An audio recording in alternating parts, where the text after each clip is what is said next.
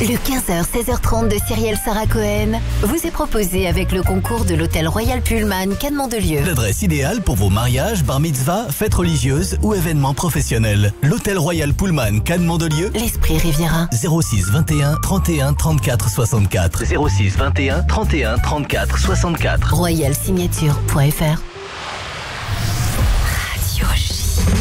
Radio J. 15h, 16h30. Cyrielle Sarah Cohen. Bonjour à toutes et à tous et bienvenue sur Radio J. Ravie de vous présenter cette nouvelle émission aujourd'hui jusqu'à 16h30 avec mes invités. Elle est sa mère, Evelyne Askolovitch. Il est son fils, le journaliste à France Inter, Claude Askolovitch. Et ils sortent tous deux un ouvrage, un récit, Se souvenir ensemble, aux éditions Grasset, sur leur histoire commune d'une mère et d'un fils, mais aussi d'une famille qui a vécu avec le voile de la Shoah. Vous me direz si c'est le cas ou non. Un échange suivi de mon coup de cœur à 16h05 Matcha. L'occasion, comme toujours, de découvrir nos invités sur Radio J. 15h, 16h30. Cyrielle Sarah Cohen. Radio J. Bonjour Evelyne et Claude. Bonjour. Merci beaucoup d'être mes invités aujourd'hui pour découvrir votre actualité autour de ce merveilleux ouvrage, mais l'envie de découvrir encore plus qui vous êtes au-delà de ce livre-là. Et je vais vous demander 3 mots à chacun pour vous décrire. Vas-y. Là, c'est pas juste. Mais décrire, étourdie, très malheureuse en ce moment, et essayant de faire avec. Essayant de faire avec. La décrire elle ou me décrire moi? À vous. Vous décrire vous-même. Comme disait Jospin de Chirac, vieilli, usé, fatigué, pessimiste. Je sais pas, j'en sais rien. En fait, ça va. J'ai pas 3 mots. PSG, Red Star, ça fait 2 mots. Non, sérieusement, attentif, préoccupé, bourrelé de remords. Attentif, préoccupé, vous dites? Et bourrelé de remords. Bourrelé de remords. On verra Je suis un regret ambulant. On verra si ça colle avec votre personnalité tout au long de cette émission. Mais alors, le début, toujours le début. Evelyne Sulzbach, c'est comme ça que votre nom. Sulzbach. Ah, bravo. Devenue Askolovitch, vous êtes né le 15 juillet 1938 à Amsterdam, dans une famille juive allemande qui avait émigré aux Pays-Bas, dans la ville de votre naissance, avant d'être arrêté par les Allemands. C'était le 12 mars 1943, sur dénonciation. Avez-vous su par qui? Sur dénonciation de voisins derrière. Et après-guerre, j'étais d'ailleurs à l'école, au lycée, avec la fille de ces personnes, mais je ne le savais pas. Et quand j'ai donné les noms de mes camarades, c'était un lycée de jeunes filles, pas juifs, ma mère, d'un air très stoïque, a dit « Ah tiens, c'est drôle ça, ses parents nous ont donné. » Comment vous l'avez su? Ça s'est su après-guerre. Vous aviez 4 ans et demi. Evelyne, vous êtes aujourd'hui une survivante des camps de concentration de la Shoah. Vous y êtes restée pendant 2 ans. Et puisqu'il est question de souvenirs dans ce livre, que reste-t-il aujourd'hui à une femme de 85 ans sur ses premiers pas dans la vie? Ce sont des pas très morcelés, puisque je me rappelle presque rien avant les camps. Je me rappelle un jardin en bas de l'immeuble de mes parents où je cueillais je ne sais même pas comment ça s'appelle en hollandais, klavertjes, bon, peu importe. Et les klavertjes. Alors là, je vais avoir du mal à vous aider. Des cerises, non, c'est des petites fleurs, des petites feuilles. Des petites marguerites. Ouais, si vous voulez. Je crois pas. Non, c'est pas ça. Des petites fleurs. C'est pas grave. Et ils avaient un petit chat. Et je me rappelle pas. Je me rappelle pas comment j'étais avant. Je me rappelle même pas de mes grands-parents. Pourtant, j'ai une seule photo qui me reste de mes grands-parents paternels. Je me rappelle. Je pense que je me rappelle, puisque quand il y a des gros bruits d'avion, ça me fait peur. Enfin. Je ne me rappelle pas. Vous en parlez dans votre livre de ces fameux bruits d'avion et vous dites en vouloir un petit peu à votre mère qui a sorti ses mémoires à elle, mais elle ne parle pas de ces bruits d'avion qui vous faisaient tant peur. c'est très curieux parce que les quelques souvenirs que j'ai vraiment en moi, la peur à Bergen-Belsen devant un soldat, elle n'en parle pas parce que je pense que je lui en ai pas parlé. Mais ce sont vos souvenirs à vous. Et ce sont donc vraiment mes souvenirs. Dans votre livre, vous racontez être passé par les camps de Wurt. Furt. Et les Fertiès, on a trouvé entre-temps, c'est le trèfle. C'est le trèfle, exactement. Et quand il y a 4 feuilles, ça porte bonheur. Voilà. Et bien on a trouvé entre-temps le fameux trèfle. Puis vers Westerbork, dans un convoi de 3000 personnes, dont 1296 enfants, puis celui de Bergen-Belsen en Allemagne. Vous avez des souvenirs assez vifs du premier camp, malgré votre jeune âge, mais aucun du deuxième. Le premier camp, j'ai 3 souvenirs. Pas la maladie en soi, mais j'ai eu la varicelle. Et je sais que je me grattais comme une dingue. Je me grattais, j'en pouvais plus parce qu'il n'y avait pas de médicaments. J'ai dû me tourner dans le lit puisque j'ai cassé un thermomètre. Ça, je me rappelle. Je me suis fait engueuler. J'ai pleuré. Je crois que je pleurais tout le temps. Tous les enfants à Furt pleuraient. J'ai pleuré. On m'a donné du lait sucré. Et après, j'ai arrêté. Parce que j'ai eu beaucoup d'autres maladies. J'ai failli vraiment mourir dans ce camp de faim, de maladie. Et je pense que les enfants mouraient de malheur. De malheur parce que dans ce camp, les hommes, les femmes et les enfants étaient séparés immédiatement. Et les enfants, donc, n'avaient pas à manger. Parce que moi, j'étais un petit enfant. Il y avait des enfants jusqu'à 13, 14 ans et il n'y avait pas grand-chose à manger et on ne donnait pas à manger aux petits-enfants. Donc, quand on est sorti de là, à peine 3 mois, je n'arrivais même plus à marcher. Evelyne, vous dites Bergen-Belsen, c'est là où est morte Anne Frank.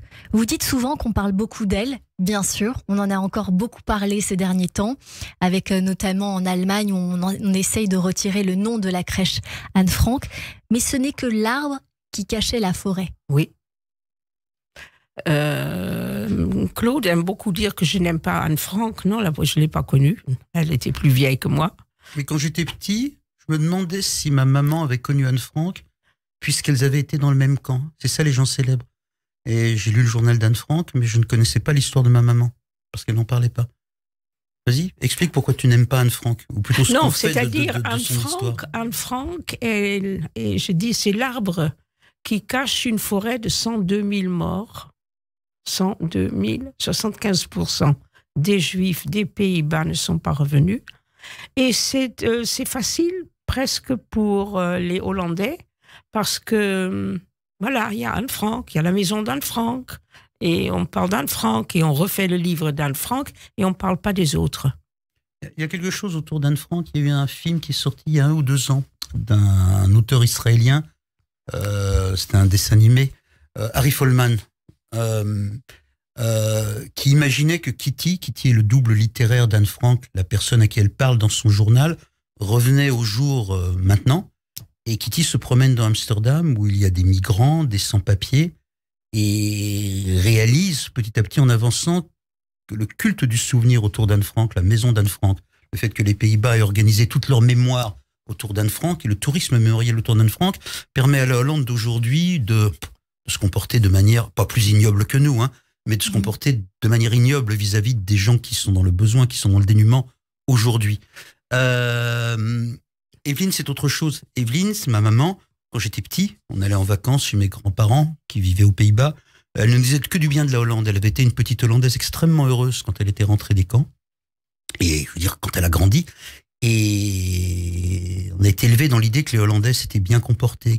Ce qui est vrai d'ailleurs, il y avait une grève générale de Amsterdam contre les persécutions que subissaient les Juifs. Grève qui a duré 24 heures. Oui, 24 heures, mais il y a eu plein de temps. C'est pas une dispute, on a des disputes sur la Hollande, mais qui est une dispute intime. Elle nous a élevés d'une certaine manière.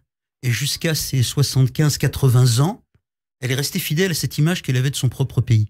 Ce qui est absolument atroce, c'est que donc, ma maman a grandi dans un pays, la Hollande, où le souvenir, non pas tant de la Shoah, parce qu'on parle de Anne Frank, on parle de la Shoah, mais le souvenir de la vie 200, 110 000, 120 000, 130 000 juifs néerlandais avant-guerre. Amsterdam était une ville très largement juive, des quartiers juifs, comparables à des villes de Pologne ou de Lituanie. Et ce souvenir-là, ces gens qui ont existé, ont été totalement rayés de la carte, rayés du souvenir. Ils étaient là, ils ne sont plus là, personne n'en parle.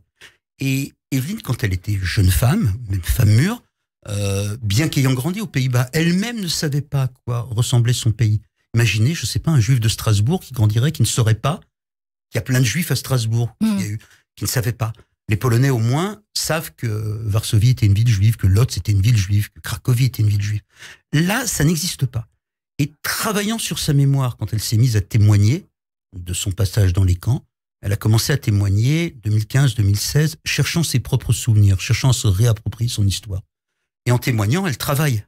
Parce que ma maman est une personne extrêmement déterminée, ce que vous devez entendre. Et elle s'est rendue compte de ce trou béant dans la conscience néerlandaise aujourd'hui. Et du coup, du fait qu'on lui avait menti. Qu'elle avait vécu dans un pays qui n'était pas celui qu'elle croyait être. Et c'est très, très violent. Evelyne peut parler très violemment des Pays-Bas. Oui, mais ma mère... Et moi, ça heurte mon enfance. C'est pas comme ça qu'on m'a élevé. Parce que vous avez grandi aussi un peu là-bas. On y allait l'été, en vacances, chez mes grands-parents. Mais ma mère, curieusement, a toujours su, parce qu'elle l'a vécu, que les Pays-Bas n'ont pas accueilli les quelques 34 000 juifs qui sont revenus sur les 140 000 qui vivaient avant. Et elle a écrit un livre en 2001 qui s'appelle « De retour, mais pas à la maison ». Terug, maar niet thuis, mais pas à la maison. Et je sais que je me suis disputée avec elle. J'ai dit, mais qu'est-ce que tu racontes? Qu'est-ce que tu racontes? C'est pas les Hollandais qui ont inventé la Shoah, c'est les Allemands. Je ne le savais toujours pas.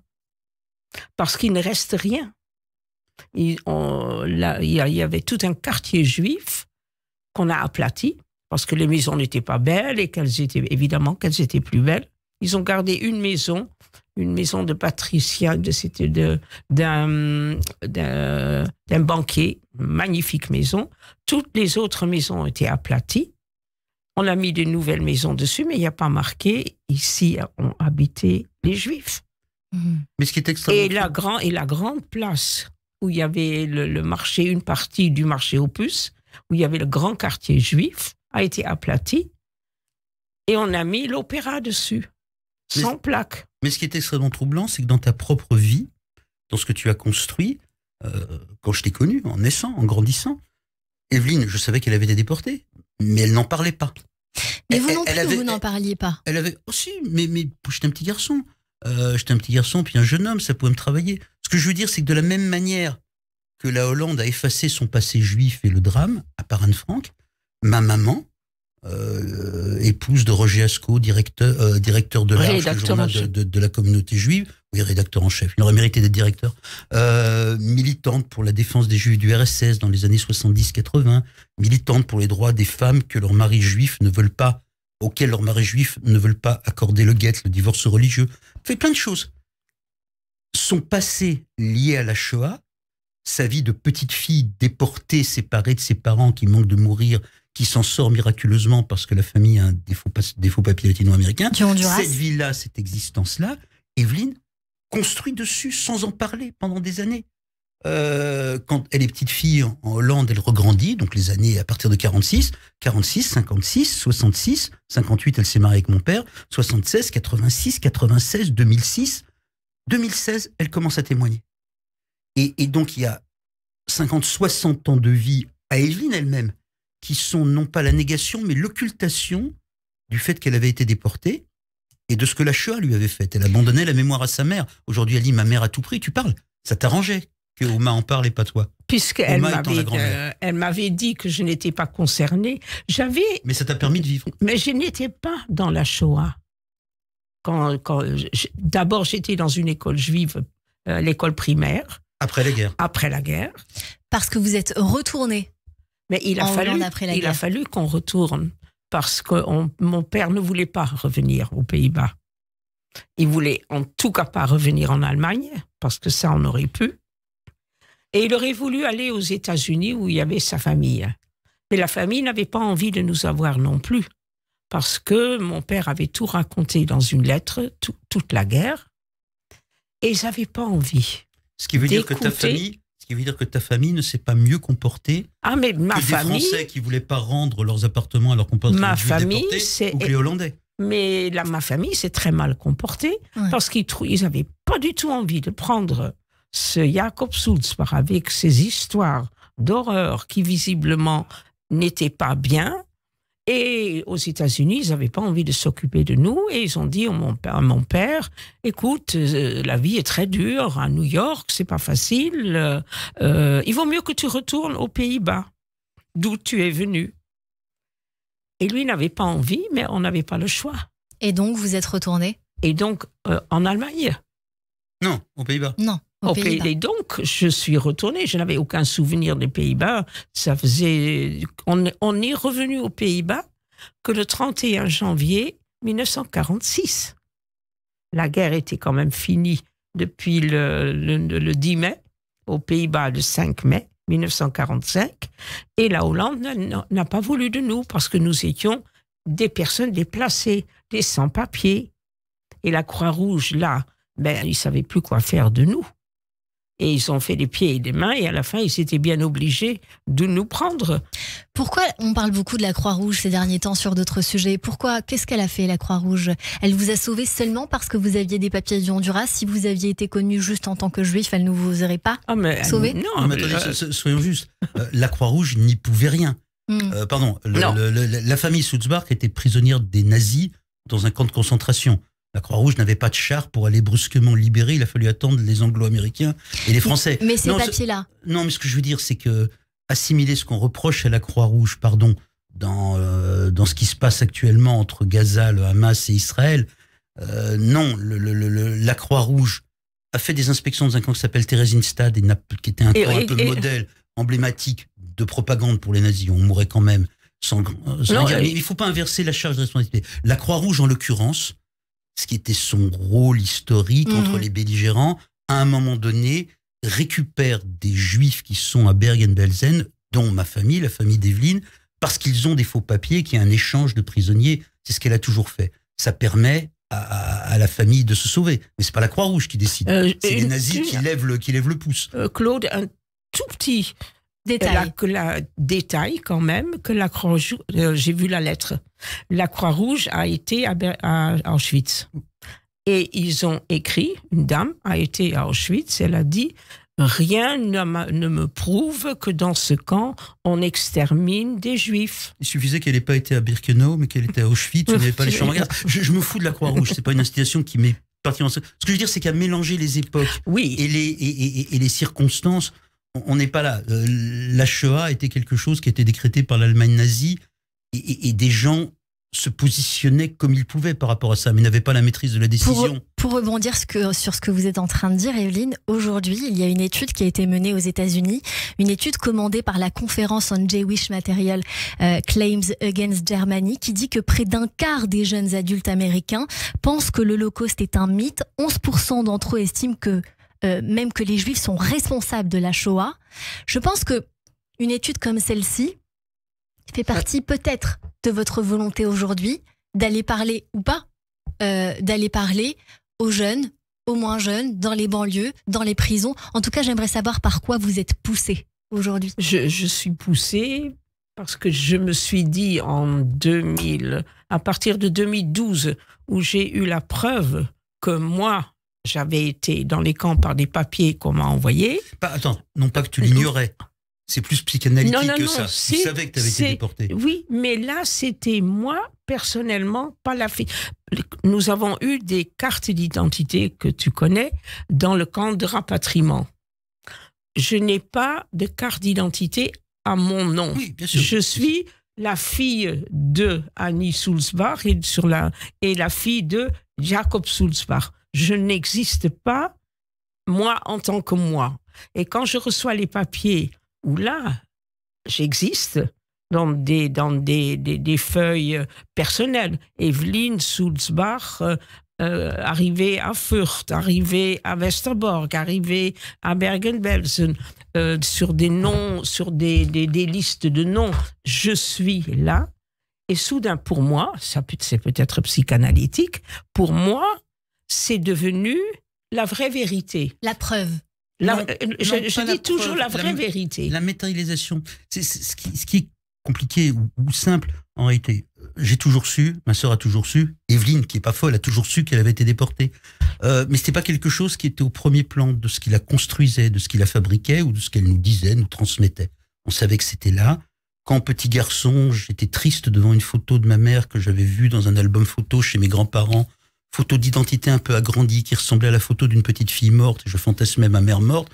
Ma maman, celle-là, la Evelyne, ne comprenait absolument pas pourquoi j'étais triste. C'est la dernière photo qui a été prise d'elle avant la déportation.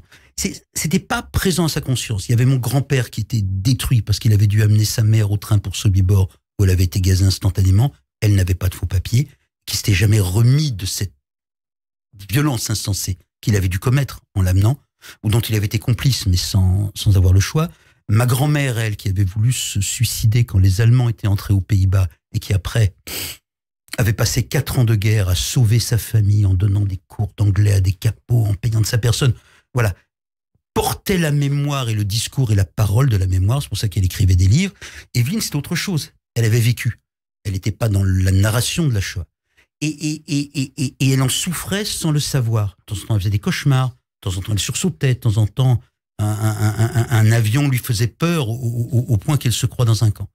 Et en 2010, pour établir un dossier qui lui donne droit à des réparations venues du gouvernement français, car bien qu'ayant été déportée des Pays-Bas, elle a fait sa vie en France, une amie lui fait parvenir ces dossiers, ces files, gardés, alors des nazis et de la Croix-Rouge, gardés au mémorial de l'Holocauste de Washington. Et quand elle touche cela, il y a quelque chose de l'ordre de la catharsis qui vient. Tu pleures quoi? Quand tu pleures? J'ai pleuré 3 jours sur ces feuilles où il y avait mon nom. Et ça peut sembler idiot, mais soudain, ma mère qui m'avait dit, quand j'avais 50 ans, je ne croyais pas que tu étais concerné, soudain, j'avais existé. Et ça l'envahit. On m'avait mis pendant 2 ans dans des camps. Et ça l'envahit, c'est à ce moment-là qu'elle va témoigner. À l'époque, notre famille traversait une série de deuils. Mon épouse était décédée, le mari de ma sœur venait de décéder, mon père allait extrêmement mal, il n'en est pas tardé à mourir. La mère d'Evelyne était très très vieille, elle est morte centenaire, mais elle n'était déjà plus elle-même. Evelyne était aussi seule qu'on pouvait l'être, et à ce moment-là, la matérialisation de sa déportation vient la percuter. Et elle devient la femme que vous avez aujourd'hui devant vous, qui témoigne et qui témoigne et qui témoigne. Rien à voir avec les sondages sur l'imbécilité contemporaine. Tout à voir avec la réappropriation d'un destin. On continue d'en parler dans un instant avec vous, Evelyne et Claude Askolovitch, pour ce livre Se souvenir ensemble aux éditions Grasset. Dans un instant, on poursuit également cette émission avec mon chroniqueur Kevin Derblum. J'en profite pour rappeler que Radio J et l'hôtel Royal Pullman Cannes Mandelieu vous offrent un week-end de rêve sur la Côte d'Azur. Pour le gagner, c'est très simple. Vous téléphonez au 01 77 62 72 89 et vous laissez votre nom et votre numéro de téléphone. On revient juste après le rappel des titres sur Radio J.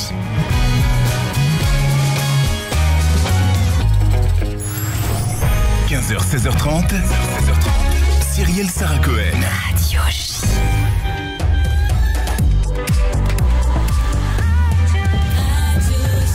– 15h30 sur Radio J. Bonjour et bienvenue tout de suite. Le rappel des titres avec Ethanit Belaïch.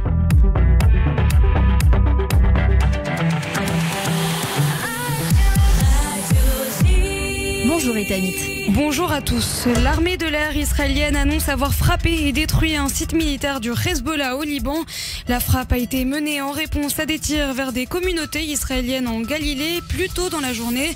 9 roquettes au total ont été tirées ces dernières heures depuis le sud du Liban. Tsahal et les services de renseignement déjouent une attaque contre des soldats dans la bande de Gaza. Des terroristes visaient des membres de la brigade de Jérusalem positionnés dans un tunnel. L'entrée du souterrain a pu être détruite avant l'attaque. La veille, un piège similaire a entraîné la mort de 5 soldats.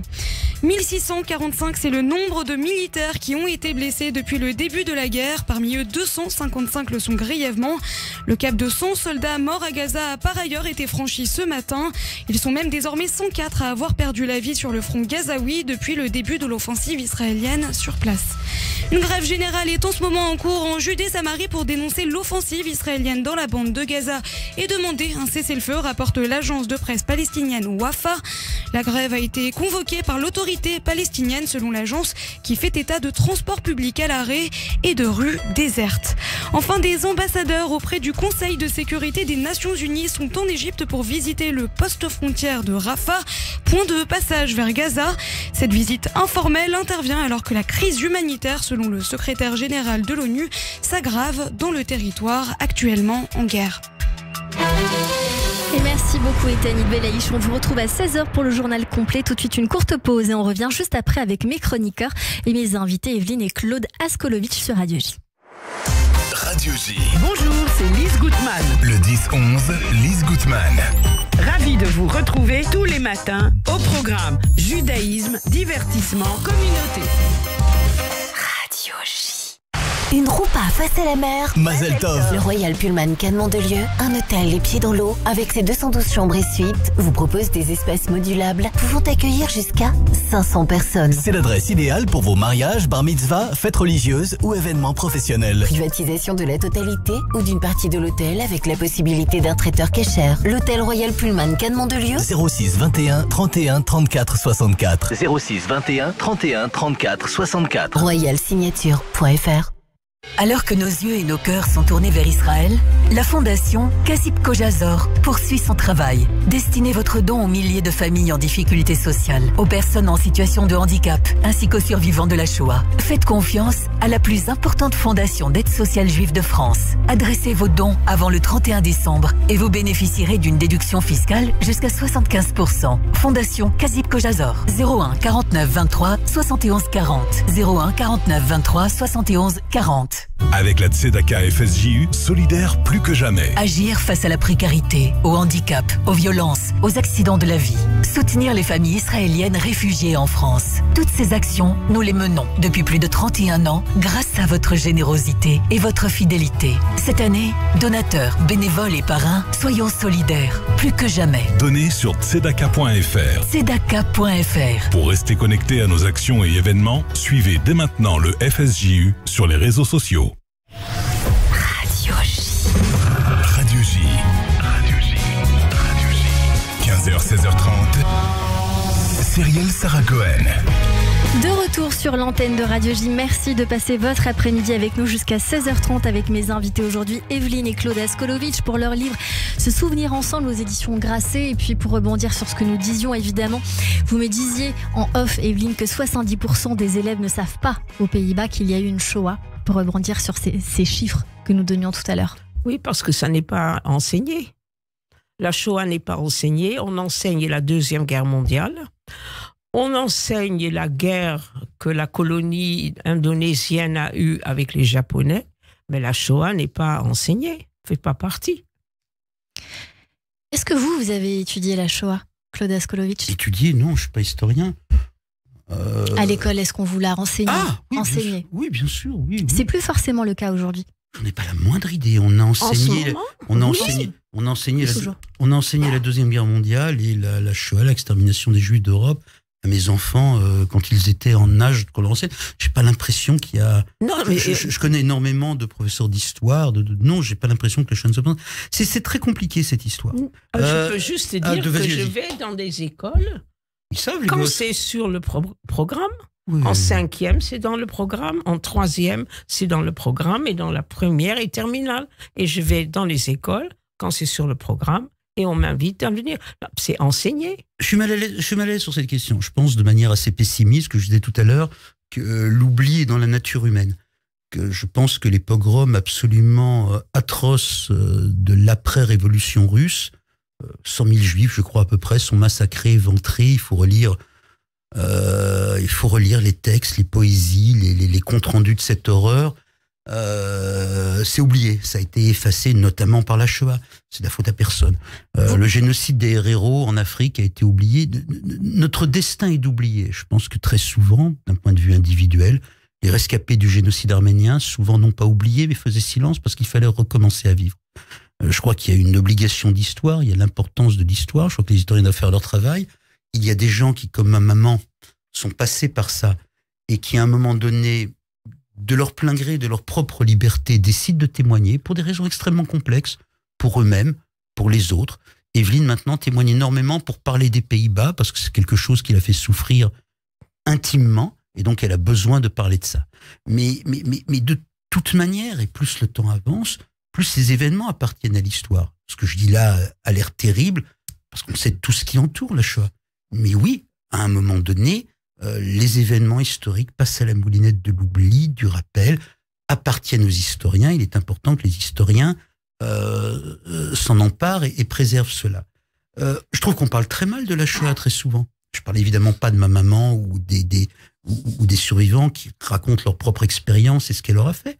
Mais quand on compare tel ou tel événement contemporain à la Shoah, quand on trivialise la Shoah, quand un ambassadeur d'Israël, État très cher à mon cœur, une vieille famille sioniste, se promène avec une étoile jaune, quand on utilise des uniformes de déportés pour défendre des sans-papiers, Dieu sait que je suis pour la défense des sans-papiers et que je trouve qu'on traite extrêmement mal les sans-papiers en France. On est dans une trivialisation, une imbécilité faite tantôt par des militants français, tantôt par l'État d'Israël, tantôt par des adversaires de l'État d'Israël qui expliquent qu'une Shoah est en train de se produire en Palestine. Non, des choses horribles se passent en Palestine, il y a des milliers de morts, mais ce n'est pas pour autant la Shoah. Donc on en parle très mal. Et donc, à un moment donné, le travail qu'on a appelé le travail de mémoire, ou l'incantation au souvenir, n'a rien produit. Il reste, à un moment donné, la simple dignité humaine absolue de beaucoup de gens que vous invitez ici, et notamment de ma mère, que j'ai appris à connaître, parce qu'on ne connaît jamais bien ses parents, sauf à faire un petit effort, ce livre étant l'effort, la dignité et la ténacité absolue d'une femme qui, à l'approche de ses 80 ans, décide de se confronter à ce qui lui est arrivé, alors qu'elle avait laissé de côté, pas pour des raisons mésestimables, mais pour construire une vie, pour être heureuse, pour militer, pour préserver ses gosses, plein de bonnes raisons. On a toujours de très bonnes raisons de ne pas parler. La Simone Veil que l'on a connue, que maman a connue, qui avait pris maman en affection parce qu'elle avait été déportée petite fille, et un jour tu lui dis en l'engueulant, raconte. C'est au moment où je militais pour les Juifs d'Urs. Et j'avais été à Moscou et à Minsk, et ça m'avait frappé. Et il est vrai qu'à Moscou, je me suis sentie mal, comme dans un camp, mais je l'avais mis de côté. Et Simone Veil était présidente du Parlement européen, et je venais la voir avec des familles de refouzniks. Et elle me disait à chaque fois, je ne peux rien faire pour vous, le Parlement européen n'est pas politique, je ne peux rien faire. Et j'y retourne après mon voyage à Moscou et Minsk, avec une mère et une femme de prisonniers dans le goulag, en Sibérie. Et elle me redit de nouveau, je ne peux rien faire, blablabla. Bla, bla. Je sors de son bureau et elle m'a énervée. Donc je reviens dans son bureau, je me mets devant elle, elle a dit, vous savez, Madame Veil, j'ai été à Moscou et à Minsk, et à Moscou, je me suis sentie, je l'ai même pas fait exprès, je l'ai dit comme ça, j'étais comme dans un camp. Là, elle a levé les yeux, elle a dit, vous, mais vous étiez toute petite. C'est la première fois que quelqu'un me disait, parce que j'en parlais pas, que j'avais été toute petite. Et j'ai dit, oui, enfin, je n'ai pas été à Auschwitz comme vous, je n'ai été que à Bergen-Belsen. Evelyne Askolovitch, est-ce que du coup, vous vous êtes sentie, pour le coup, concernée grâce à ce que vous dit Simone Veil? Parce qu'elle vous dit, mais vous étiez toute petite. Non, j'étais étonnée qu'elle remarque que j'ai été toute petite. J'étais étonnée. Et puis je minimise. J'ai dit, je n'ai pas été comme vous à Auschwitz, je n'étais que à Bergen-Belsen.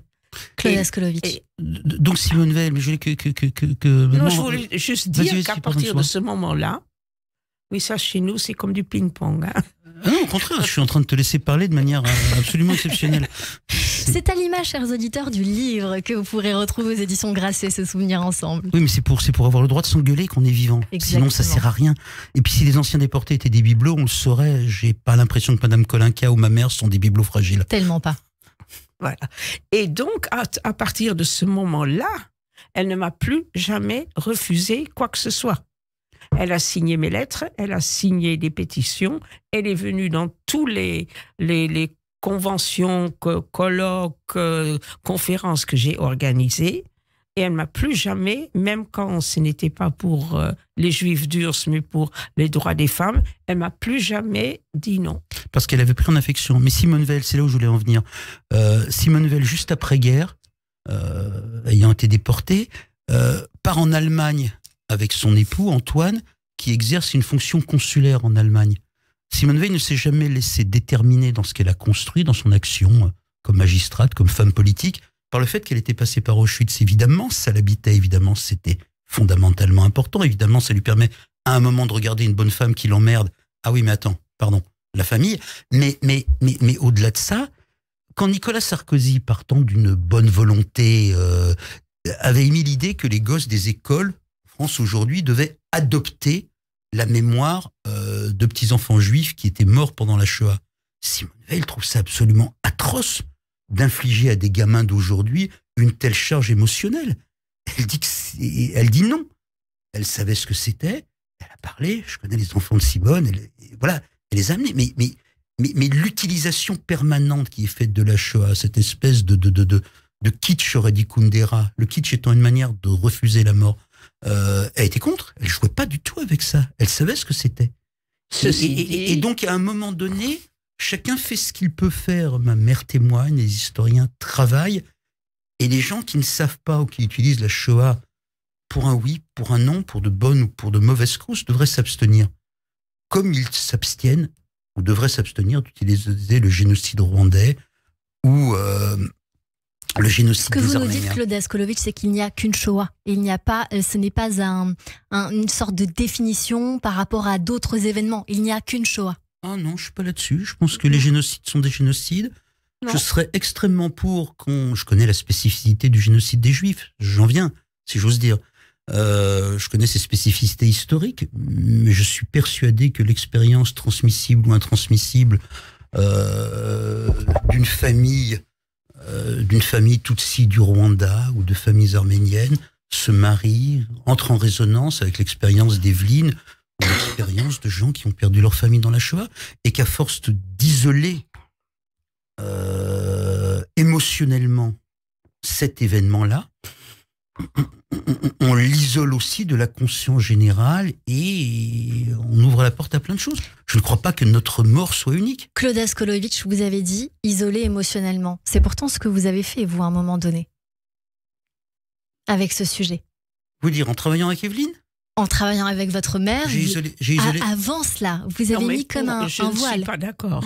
Je ne suis vraiment pas d'accord. Oui, toi tu penses que c'est un événement unique, mais chaque événement est unique. Non, je vais dire, je crois que dans toutes les horreurs qu'il y a eu en ce bas monde, la Shoah est quand même unique, qu'on avait décidé, j'en reviens toujours, en janvier 1942, pendant 2 heures, à la conférence du Wannsee dans un château, où on a dit que la solution finale du peuple juif est qu'il fallait qu'il n'y ait plus un seul juif en Europe et qu'il fallait prendre tous les moyens scientifiques, les chambres à gaz, politiques, pécuniers et militaires pour faire ceci. Je crois que nulle part ailleurs on a décidé qu'une certaine partie de la population devait disparaître. Mais ça raconte les nazis. Ça raconte l'absolue folie des nazis. Du point de vue des victimes, du point de vue du retour à la vie, du point de vue du silence qui est salvateur ou qui au contraire est aliénant, du point de vue du courage qu'on rassemble pour parler, du point de vue des traumatismes chez les enfants, pardon, ça ne dit rien, parce qu'à l'arrivée, ceux qui subissent la folie ou la haine des autres la subissent dans leur chair. Je pense qu'on se trompe de ce point de vue-là. D'un point de vue historique, ce que tu dis se justifie, mais c'est d'un point de vue historique, pas émotionnel. Les folies absolues, la mégalomanie de Hitler. Mise en œuvre. Oui, j'entends. Mais ce qui était une puissance industrielle qui dominait le monde, qui avait gagné la première partie de la guerre et qui pouvait... est une chose, ce qui relève de l'histoire. Ce que ressentent les gens dans leur souffrance quand on voit une famille détruite. Ce que tu as ressenti, toi, maman, quand tu regardais au pas ton père et que tu le regardais et que tu avais peur toute sa vie, qu'il meure parce que tu l'avais vu tomber dans la neige en sortant des camps. N'importe quel gosse passé par un massacre de masse qui voit ses parents tomber le ressentait de la même manière. Et tu le sais, toi. J'ai jamais vu quelqu'un d'aussi empathique que toi Donc ne raconte pas autre chose que ce que tu es. Non, je veux juste dire que j'ai été confrontée à ceci dans un témoignage que j'ai fait au mémorial de la Shoah, où j'y vais très rarement. Alors, il y a des écoles qui viennent, ils m'ont demandé de venir. Il y avait une école qui est venue, 3 classes de 3e qui sont venues m'écouter.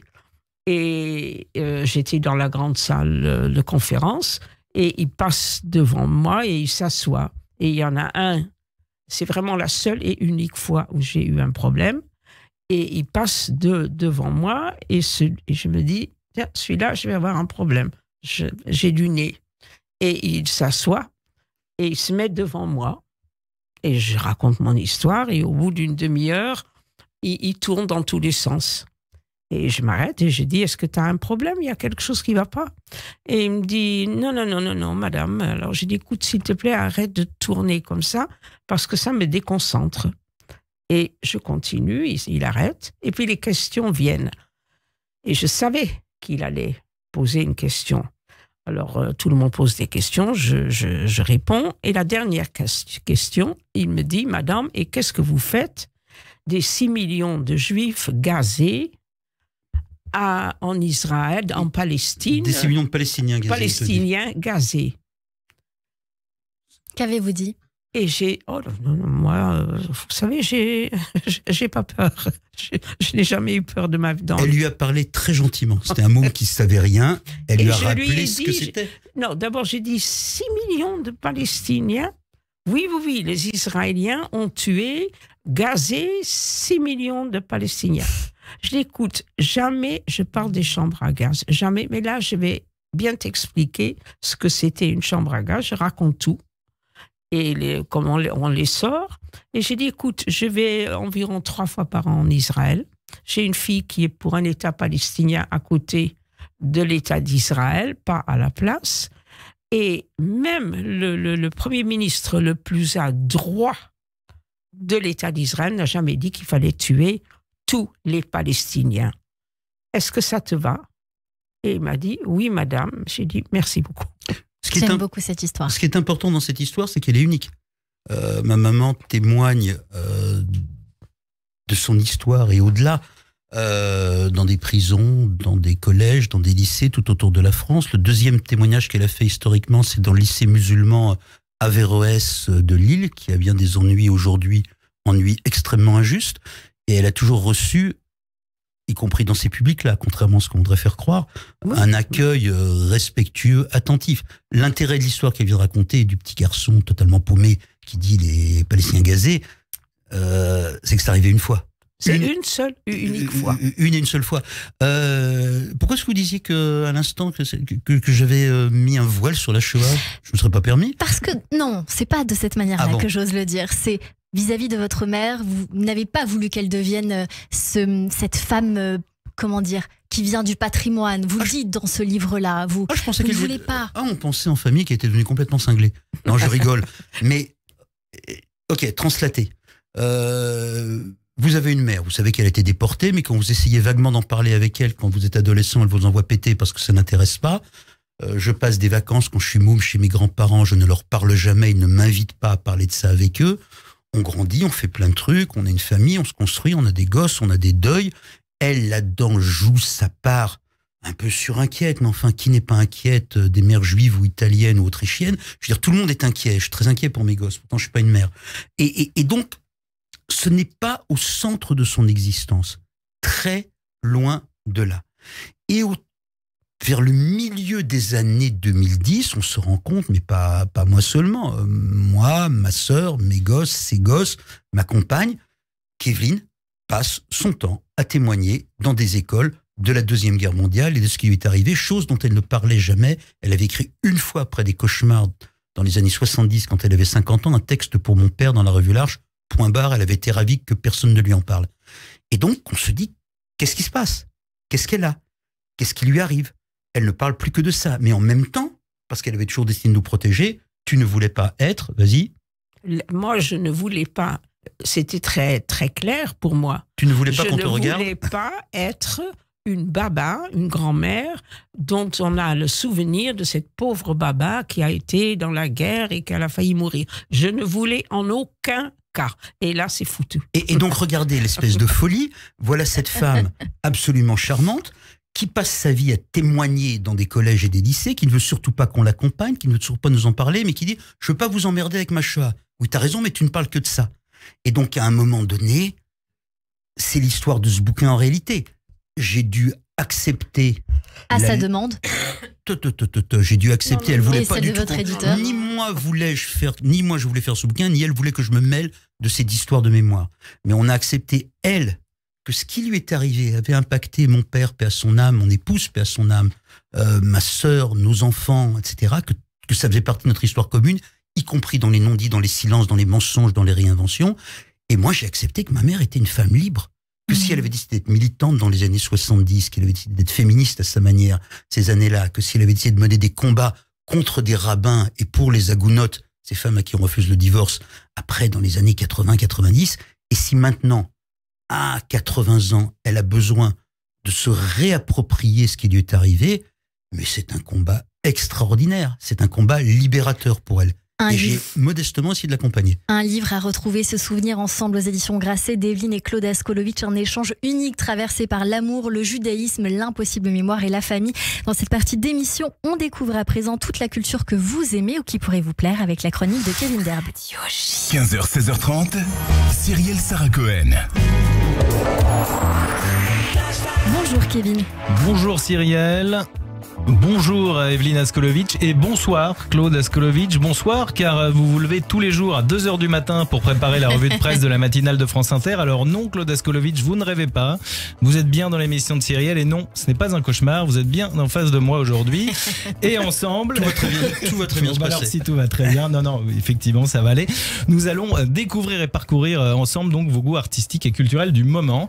Et on commence en musique avec les Pogues, un groupe folk rock irlandais des années 80-90, un mélange de musique celtique et de punk qui, à l'époque, est devenu la voix politique des jeunes immigrés irlandais à Londres. Je vous propose d'écouter Fairy Tale of New York des Pogues.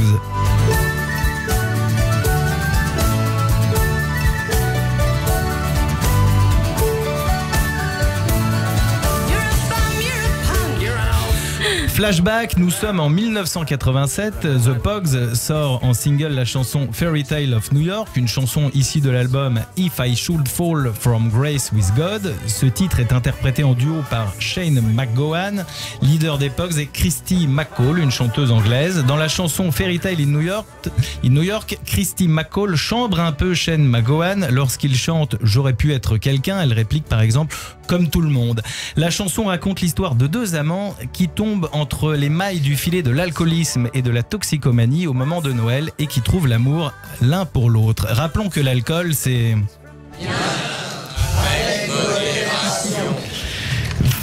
Fairy Tale of New York est le plus grand succès commercial des Pogues. Cette chanson est devenue un classique de Noël teinté de folklore irlandais. Elle a même été élue la meilleure chanson de Noël de tous les temps dans différentes émissions et classements en Grande-Bretagne et en Irlande. Si Claude Askolovitch, vous réécoutez les Pogues en ce moment, c'est à cause d'une funeste nouvelle puisque le chanteur du groupe Shane McGowan est décédé le 30 novembre dernier. L'Irlande a rendu un vibrant hommage à Shane McGowan lors de ses funérailles. On notera la présence aux obsèques de plusieurs personnalités comme le chanteur Nick Cave, l'acteur Johnny Depp qui a d'ailleurs porté le cercueil, Bono du U2 ou encore le président irlandais Michael Higgins. Et on termine en musique avec un groupe de 4 musiciens que vous affectionnez tout particulièrement, tous les deux, Evelyne et Claude Askolovitch. En effet, il s'agit du Quatuor Jérusalem. Le Quatuor Jérusalem est composé de 3 musiciens nés en Ukraine et d'un musicien biélorusse, Alexander Pavlovski au violon, Sergei Bresler au violon également, Orikam qui est alto et Kirill Zlotnikov au violoncelle. Tous les 4 ont émigré en Israël dans leurs jeunes années et y ont réalisé la grande partie de leurs études. On écoute leur interprétation du quartet numéro 1, From My Life, de Bredić Smetana, un compositeur tchèque du 19e siècle.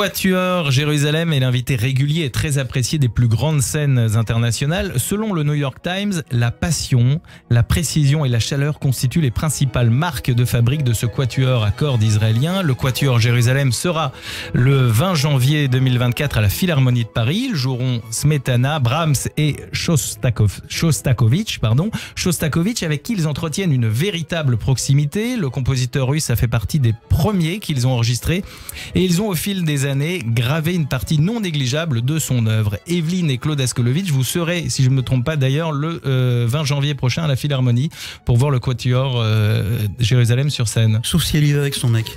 Moi, Parce qu'en fait, je vais payer pour qu'elle y aille avec son amoureux.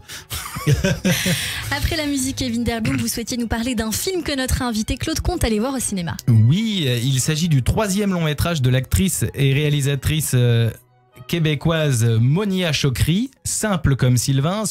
Candice, je l'ai vu hier. Ah, bah ça y est, c'est Entre-temps, fait. vous l'avez vu. Ça y est, c'est fait. Merveilleux. Bah oui, tu m'as posé la question. Entre-temps, je suis au lait. Eh ben voilà. Donc, le La 3e bande-annonce film de voilà et donc qui se dit en québécois simple comme Sylvain, n'est-ce pas? Donc on écoute la bande-annonce. La respect. Sylvain, c'est l'intellectuel de la famille. Ça me surprend pas qu'il soit avec une universitaire. Je trouve juste ça nice que pour une fois, il soit pas qu'un sex symbole. Ben oui. Olivier? Frère de? Ah ben, Sylvain! Camélia? Comment? Comme la dame aux camélias. La dame ou quoi? Un roman, c'est un roman. Dans mon monde, je parle très normalement. Ça veut dire quoi, ça, dans ton monde?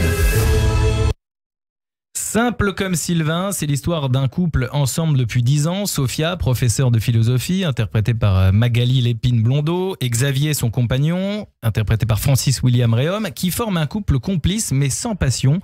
Le chalet qu'ils viennent d'acheter dans les Laurentines a besoin de travaux, un week-end, alors que Xavier doit se rendre à un séminaire à Ottawa. Sophia se rend seule dans leur nouvelle maison pour un rendez-vous avec Sylvain, le charpentier, interprété par Pierre-Yves Cardinal. Entre eux, c'est immédiatement le coup de foudre. Le film est salué par la critique, allant même jusqu'à le qualifier de cocktail parfait d'amour, humour et choc des classes. L'amour entre deux êtres issus de milieux sociaux est-il possible? C'est la question posée par cette comédie romantique de Monia Chokri. Pour avoir la réponse à cette question, eh bien c'est simple comme bonjour, ou plutôt simple comme Sylvain. Le film est visible dans les salles obscures depuis le 8 novembre. Vous l'avez aimé, Claude Askolovitch? Ouais, énormément. C'est drôle. Il y a des gens qui ont dit que c'était un film imprégné de mépris de classe, c'est-à-dire les profs de philo qui trouvent que vraiment les prolétaires ou les bouseux de la campagne québécoise n'ont pas tant de culture, mais en même temps le portrait qui est fait des milieux pseudo-intellectuels ou pseudo-artistiques est très cruel. Il y avait eu une scène, un épisode d'amour, si j'ose dire, mal assorti entre une prof de fac et un rustre dans Le déclin de l'Empire américain. Premier film qui nous a amené la culture et l'humour québécois en France il y a des décennies, mais là c'est développé de manière infiniment plus drôle, plus fine, plus féministe aussi. C'est très marrant, c'est très... À part ça, c'est torride, hein. C'est vraiment torride. Allez voir, alors en couple peut-être simple comme Sylvain. Allez, vous restez encore avec nous. On revient dans un instant, juste après le journal de l'information sur Radio J. Vous écoutez le 15h-16h30 de Cyrielle Sarah Cohen avec le concours de l'Hôtel Royal Pullman Cannes Mandelieu. L'adresse idéale pour vos mariages, bar mitzvah, fêtes religieuses ou événements professionnels. L'Hôtel Royal Pullman Cannes Mandelieu. L'Esprit Riviera. 06 21 31 34 64. 06 21 31 34 64. Royalsignature.fr.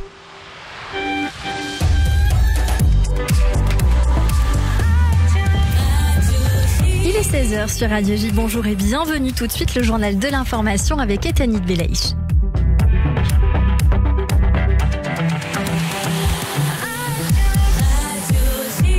Bonjour Etanit.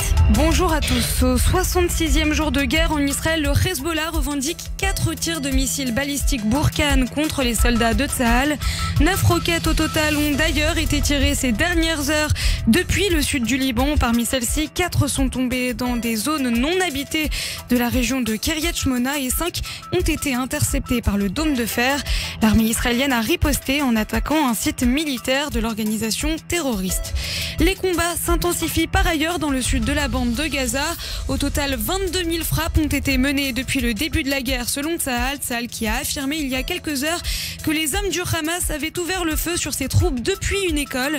5 soldats du bataillon 811 000 ont été tués et 4 autres blessés après l'explosion d'un engin près d'eux au milieu des combats à Khan Younes. Notre correspondante en Israël, Pascal Sunshine, revient sur cette prise en embuscade des soldats de Tsahal.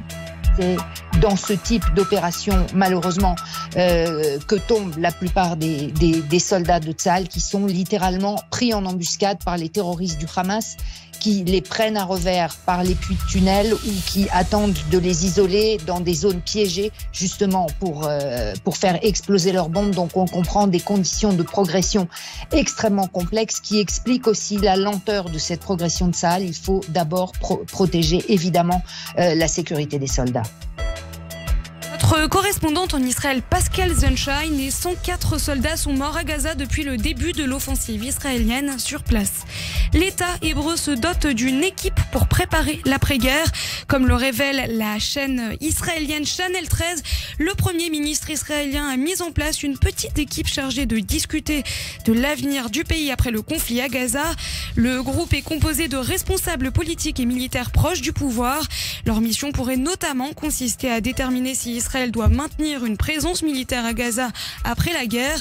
L'État hébreu avait déjà émis des doutes sur une prise de contrôle de Gaza par l'autorité palestinienne jugée trop faible. En France, le projet de loi immigration arrive à l'Assemblée nationale pour un premier examen cet après-midi. Dans quelques instants, le ministre de l'Intérieur Gérald Darmanin, qui s'est fortement engagé sur ce projet de loi marqueur du second quinquennat d'Emmanuel Macron, défendra ce texte visant, selon sa formule, à faciliter l'expulsion de ceux qui se comportent mal et l'intégration de ceux qui se comportent bien. Un projet de loi d'ores et déjà menacé par une motion de censure qui pourrait interrompre son examen dès ce premier jour. Gérald Darmanin. Ce serait un déni de démocratie que de ne pas débattre de l'immigration. Parce que c'est quoi la motion de rejet? C'est le rejet du débat. C'est-à-dire que les oppositions qui ne pensent pas du tout pareil, les Verts qui vont porter cette motion de rejet, comme les filles, ils sont pour la régularisation totale des sans-papiers, ils sont pour lutter contre les étrangers délinquants sans les expulser peut-être. Mais les LR ou le RN, ce serait quand même très particulier qu'on ne puisse pas, à l'Assemblée nationale, pendant 15 jours, débattre d'un sujet qui passionne les Français. Gérald Darmanin, le ministre de l'Intérieur, ce matin au micro de CNews, et on vient de l'apprendre, la quasi-totalité des députés Lyotte ne votera pas en faveur de la motion de rejet. Enfin, une cérémonie d'hommage aux victimes de l'attentat du marché de Noël de Strasbourg a eu lieu ce matin. Un attentat commis il y a 5 ans qui avait fait 5 morts. Une commémoration en présence du ministre de la Justice Éric Dupond-Moretti, de la maire de Strasbourg, Jeanne Barséguian, ou encore des familles de victimes. Ils ont déposé des roses blanches au pied de la stèle commémorative dressée sur la place de la République de la capitale alsacienne. Notez que 5 accusés doivent comparaître du 29 février au 5 avril devant la cour d'assises spéciale de Paris dans le cadre de cette affaire. Et merci beaucoup Ethanie Belaïch. On vous retrouve demain à 14h. En attendant, c'est la suite de notre émission juste après la pause avec mes invités Evelyne et Claude Askolovitch sur Radio J. Radio J. Vous écoutez Radio J à Paris sur 94.8 en DAB+, et sur notre appli Radio J. Radio J. Anna Fonters, journaliste au magazine Elle. Et si on s'écoutait?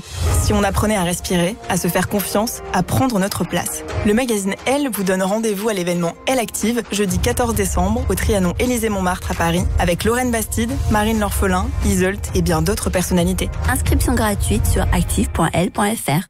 En ces temps de défis et d'urgence, les secouristes bénévoles du Magen David Adom se tiennent en première ligne, prêts à sauver des vies à chaque instant. Votre soutien fait la différence. Chaque don compte pour assurer des soins médicaux vitaux, des ambulances opérationnelles et l'espoir dans des moments difficiles. En cette fin d'année fiscale, faites un don au MDA. Nos secouristes comptent sur vous. mda-france.org ou appelez dès maintenant le 01 43 87 49 02. Magen David Adom France, association au service de la vie.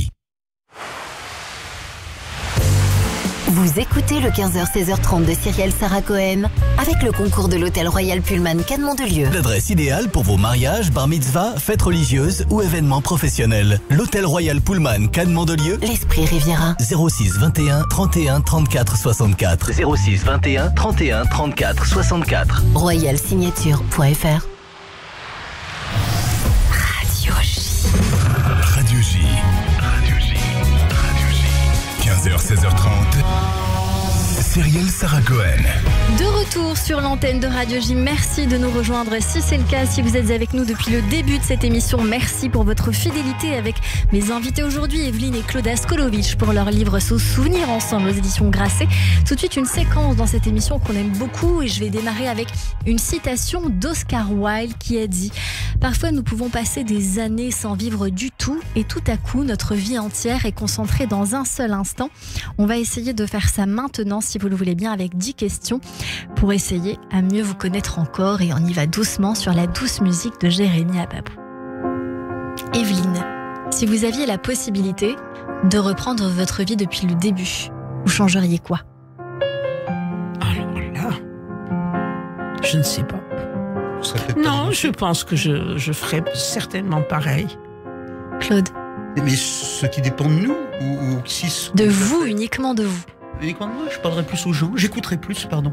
Les gens que j'aime et que j'ai aimés, j'essaierai de me rappeler que les gens meurent. Parfois on l'oublie. Si je pouvais refaire ma vie, j'ai toujours pensé que si je pouvais refaire, je serais archéologue. Vous auriez fait ce métier alors? Oui. D'ailleurs, c'est ce que tu fais. Tu es d'une autre manière, exactement. Tu es l'archéologue de toi-même. De votre vie. Quel conseil donneriez-vous à un enfant pour réussir sa vie? De n'avoir peur de personne et de ne pas du tout avoir le sens de l'hiérarchie. D'avoir peur de tout et de savoir que le monde est méchant. Et une fois que tu sais ça, avance quand même. Y a-t-il eu un plus bel âge dans votre vie? C'était à 40 ans. À 40 ans, on était tout un groupe de femmes. 40 ans, on n'avait plus rien on pouvait faire ce qu'on voulait faire. Et on a fait les juifs durs, on est devenus des battantes. Compliqué. Ma vie a été coupée en deux par un deuil. Donc j'ai été heureux dans les deux parties de ma vie. Mais un plus bel âge sans mes plus jeunes enfants d'aujourd'hui est étrange. Un plus bel âge d'aujourd'hui, quand mon épouse est morte, est étrange aussi. Je pourrais dire l'enfance, mais elle était oppressante, Evelyne, t'as même pas idée à quel point elle était inquiète. On va dire l'enfance. On regardera l'histoire du sac à dos dans votre livre. Ah si, la victoire de Zoutmelk Tour de France en 1980. J'étais infiniment heureux et sérieusement aussi, j'ai été infiniment heureux le jour des accords d'Oslo entre Israéliens et Palestiniens. Ce qui fait de moi un être minoritaire aujourd'hui. Quelle fut la plus grande erreur dans votre vie et comment vous l'avez résolue? Plus grand erreur. Y a-t-il eu une grande erreur que vous avez peut-être résolue? Je vais être prétentieux, je crois pas que j'ai tellement fait d'erreurs. Si. Non. Non. Il y a peut-être le marchand de légumes qui était en face du stop-prix et on a sorti une dame qui était kleptomane, elle était voleuse. Il a dit, en voilà encore une que les juifs de propriétaires se vengent sur cette pauvre femme. Et jusqu'à aujourd'hui, je m'en veux que je ne lui suis pas rentrée dans le lard. Plus jamais j'ai fait laisser passer une parole antisémite. Et là, je ne l'ai pas fait. Une erreur? Tous les moments où j'ai pas été gentil, où j'ai abusé de position, j'ai fait des blagues, où j'ai mis des gens mal à l'aise, où j'étais grande gueule, compris avec ma maman, mais pas seulement. Voilà, il y a plein d'erreurs. Je fais énormément de conneries dans mon existence, et puis je rattrape vers la fin. On m'a dit que vous étiez un super bout en train, que vous chantez quand vous arrivez à la rédaction et souvent des chansons israéliennes. Ah bon? Ouais. Bah non, attends. Il y a une époque. Il m'arrive... Alors, ça, à quelle rédaction alors? iTélé. Ah, iTélé, oui, ça c'est possible. Mais c'était pas tellement des chansons israéliennes, c'était... Non, oui. Merde. Il y a, si vous allez sur Internet, une magnifique interprétation par Harry Belafonte de Voilà, il se peut tout à fait que je chantais ça, pensant que j'étais Harry Belafonte, et donc j'ouvrais ma chemise pour laisser voir ma poitrine. J'embrasse Emma Guessel pour l'information, même s'il y a la protection des sources. C'est la transition avec notre invité aujourd'hui, vous allez voir dans un instant. Notre question: quelle est la chose que vous avez fait cette année et dont vous vous souviendrez toute votre vie? Et je pense que c'est une question commune. Cette année? J'ai monté le Souleur à vélo. C'est vrai. Ah ouais, mais avec ma corpulence, c'est pas si mal. Je fais un livre avec ma maman, mais en vrai, j'ai monté le Souleur à vélo. Je ne sais pas ce que j'ai fait cette année. T'as fait un livre avec ton fils? Pas ah non, mais qu'est-ce que t'es pas? T'as fait un livre avec moi? J'ai fait un livre avec toi, oui. Mais on l'a fait déjà avant l'année. C'était en 22. On l'a bouclé un peu en 22. Non, c'est pas vrai. Non, c'est pas vrai, on l'a bouclé en 23. C'est évident que si ma maman est quelqu'un de sérieux, c'est évident que ma sœur vit en Israël. J'ai 2 nièces et un neveu en Israël. Ma sœur a vécu dans les kibboutz du sud à Niram, un kibboutz qui s'en est bien sorti parce qu'ils ont réussi à repousser les gens du Hamas.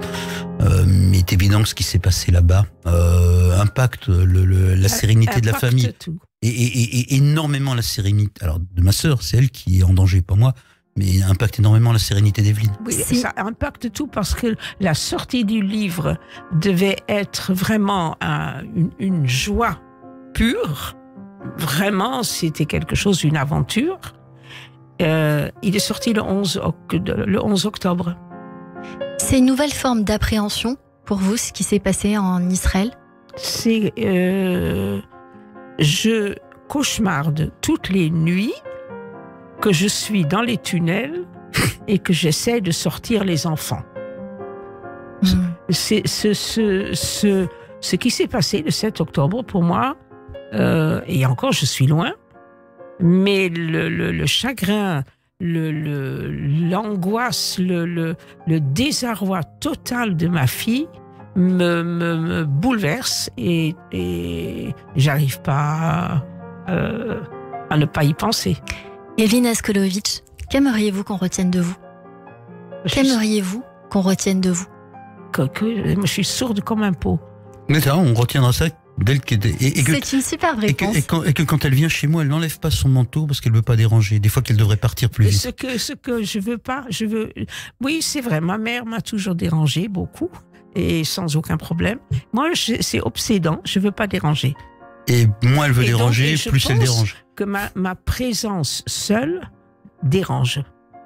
Et donc, je reste le moins longtemps possible. Bien, aujourd'hui, vous êtes resté un bon moment avec nous et pour notre plus grand plaisir, et ça n'a dérangé personne, bien au contraire.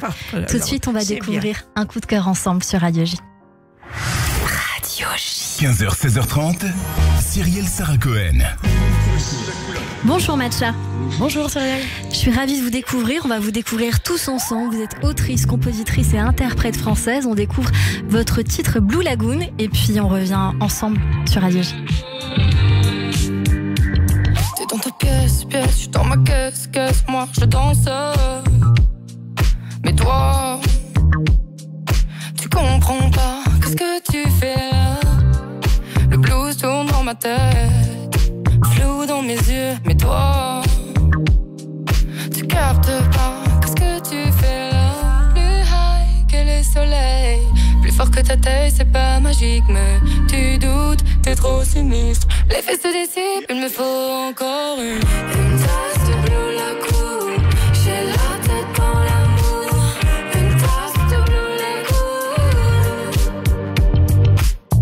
Une tasse de Blue Lagoon.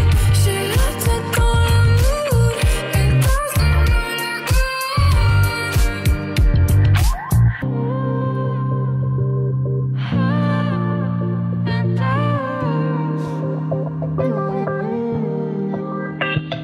Maintenant je ride jusqu'à ce littoral, toi tu rages. Mais moi, j'ai quitté le sable et tes pensées raisonnables. Regard vers le néant, ton ancestral écran. Mais moi, et je glisse, et je glisse, et je kiffe, et je kiffe ma. Une tasse de Blue Lagoon, j'ai la tête dans l'amour. Une tasse de Blue Lagoon. Une tasse de Blue Lagoon, j'ai la tête dans l'amour. Une tasse de Blue Lagoon.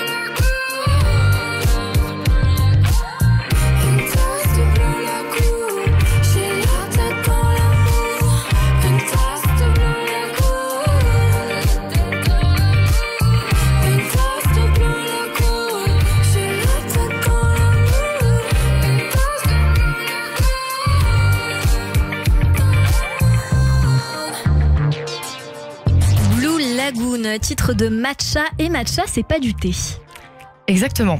Alors déjà, pourquoi matcha ? En vrai, c'est ça.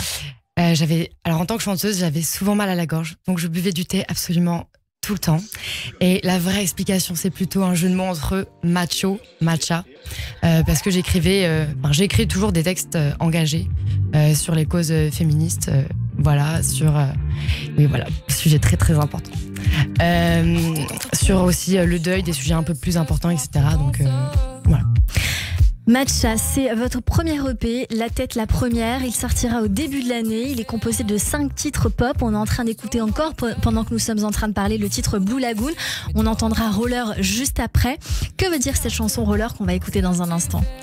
Qu'avez-vous lu ? Ok, alors Roller, vraiment, c'est parti en fait d'un podcast qui s'appelle Le Cœur sur la table. Et en fait, ça a parlé d'apprentissage de l'amour.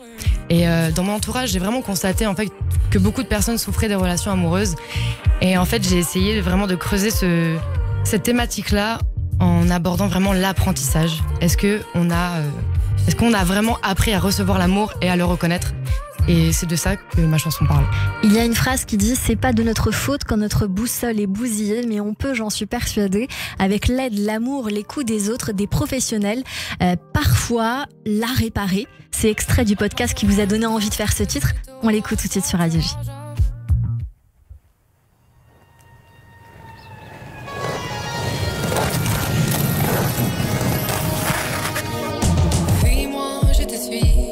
Suis-moi, je me boycotte. On m'a pas appris à dire je t'aime sur un bloc-notes. C'était plutôt les larmes et la colère, le rejet, l'indifférence, le manque d'heures. Bref, ma seule connaissance. Bref, ma seule itinérance. Swipe, swipe, swipe. On enchaîne vers la droite, droite, droite. Attendre l'unique impossible. Béni en parfaite harmonie. Pourquoi se contenter de la merde que des choses douces? J'aimerais que tout s'aligne comme sur des rollers. Des rollers. Faut que ça roule, que ce soit cool. Des rollers. Des rollers. Faut que ça roule, que ça soit smooth, yeah.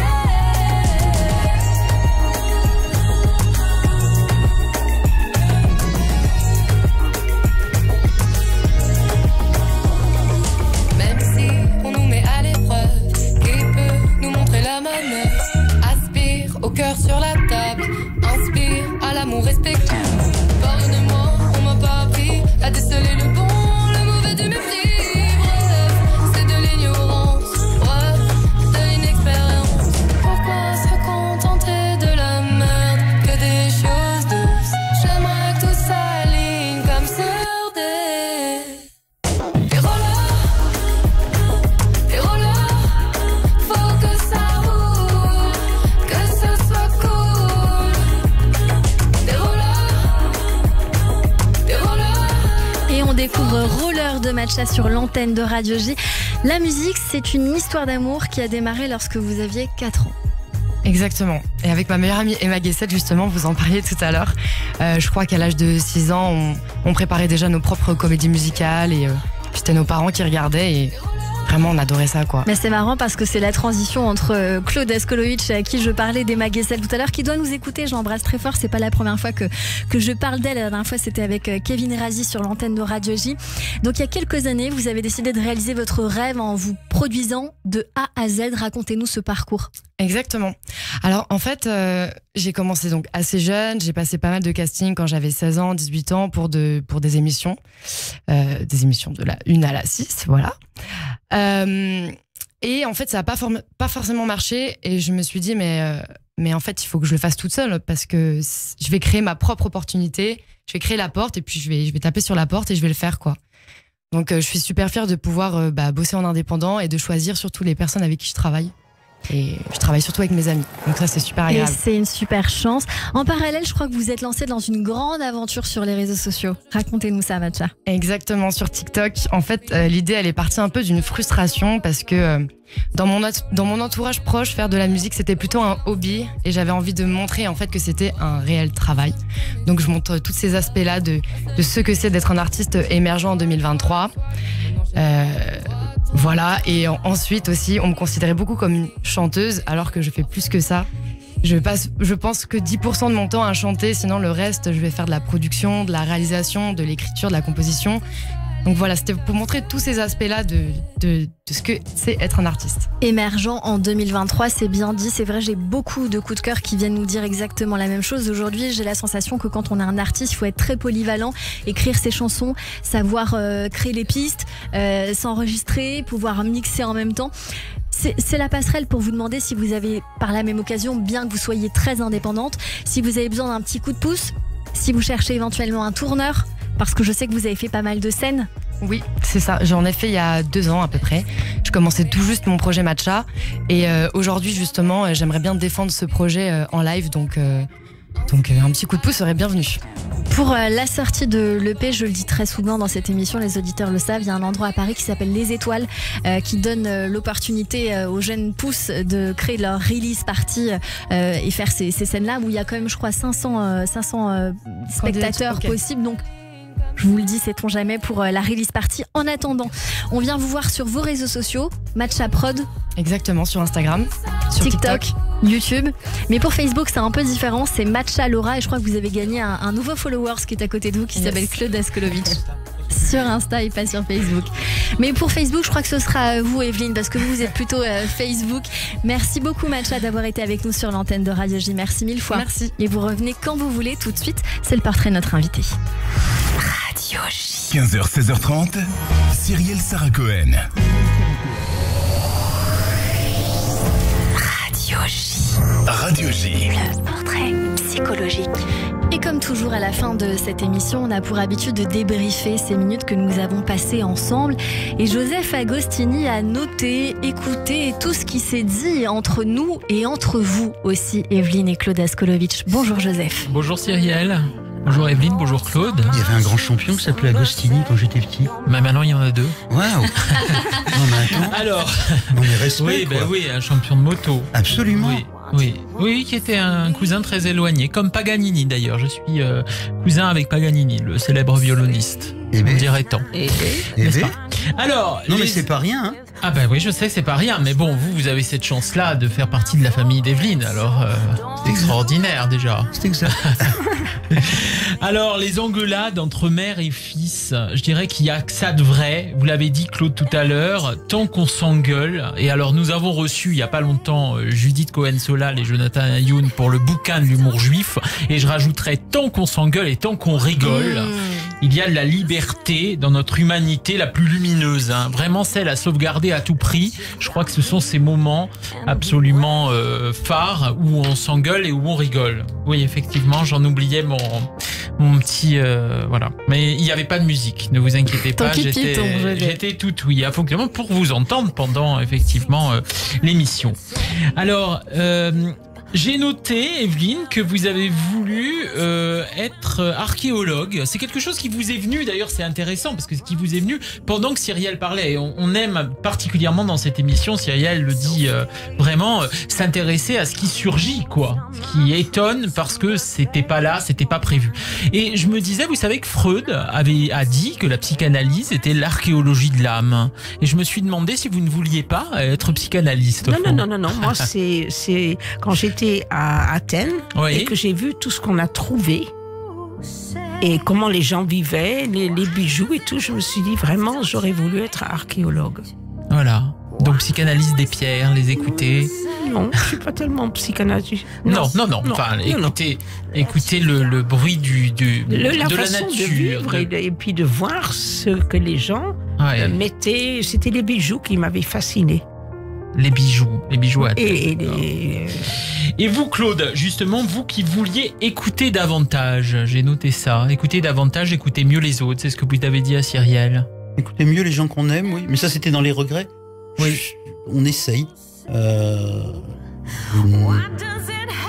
Par nature, je parle beaucoup. Quand on parle beaucoup, on écoute moins les autres. Et on ne sait pas qui meurt. Pardon, c'est pas très joyeux, mais j'ai appris sur le tard, et pas de la manière la plus sympathique qui soit, qu'on passe à côté des gens. Et on s'est un peu rattrapé avec ma maman, là. Et ric-rac, je suis pas en grande forme. On oublie qu'il meurt. On oublie qu'il meurt, c'est ça, c'est ce que vous avez dit. Ouais, j'écris dans un autre bouquin, si on m'avait dit que les gens meurent, j'aurais fait attention. Oui, alors il y a de la paix dans l'air quand on vous écoute, quand vous souhaitez que la Shoah soit enfin entendue, reçue. En fait, la vraie vérité, vous avez insisté dessus, Evelyne, qui vise à la fois, vous allez me dire si j'ai raison, à ne pas occulter, à regarder dans les yeux tous ceux qui subissent la folie et la haine des autres, d'où qu'ils soient, de quelque culture et de quelque religion qu'ils soient. Vraiment un universalisme matiné dans l'expérience véritable. Evelyne. Oui. Oui, je crois qu'il faut être à l'écoute de tout le monde. Mais là, j'ai une peur bleue que je ne puisse pas dire combien mes petits-enfants et mes 2 arrière-petits-enfants sont importants dans ma vie. Je ne l'ai pas dit et je regrette de ne pas l'avoir dit parce qu'ils sont ma joie de vivre. Quand j'étais petit, Evelyne laissait au réfrigérateur des yaourts à moitié entamés par ma sœur qui ne les avait pas finis, et je n'avais l'interdiction de les finir parce que c'était les yaourts de ma sœur. Ma maman tient ça de son enfance de juive allemande, même si elle ne le sait pas, c'est que les choses sont in ordre, donc rangées et juste. Alors entre oubli et cauchemar, éclat de rire et présence arrangeante avec l'autre, il y a un duo émouvant qui persiste malgré les deuils, les arrachements, les naufrages. Et il faut redire, Claude, à quel point vous parlez si bien du deuil de votre épouse. Je vous ai entendu sur France Inter dernièrement en parler, c'était formidable. Et pour finir, je dirais tout l'inverse de Simone Veil quand elle vous dit, Evelyne, mais vous étiez toute petite, vous tous les deux, vous êtes grands de douleur et d'amour, grands d'écriture ciselée, et vraiment pour cela, merci. Merci à vous. Merci à vous. On est joyeux aussi. La vie, non, c'est vraiment... Absolument, l'humour, avant tout. La vie d'Evelyne après la Shoah est très joyeuse. Tu construis plein de choses. Fait. Ma vie est très joyeuse. Absolument. Et joyeuse. Ma vie, y compris, ou la vie de ma sœur, après le deuil est joyeux. J'ai 2 petits-enfants, j'ai 2 enfants petits, 2 grands-enfants. Les familles se recomposent. Il y a un monsieur qu'Evelyne m'aime beaucoup, qui s'appelle Boris Cyrulnik, qui parle de résilience. Je pense que la vie gagne toujours. Après, reste le remords d'être heureux quand les autres sont morts. Merci Claude Askolovitch et Evelyne Askolovitch venus nous voir pour ce livre, Se souvenir ensemble aux éditions Grasset. Rendez-vous demain à 15h sur l'antenne de Radio J.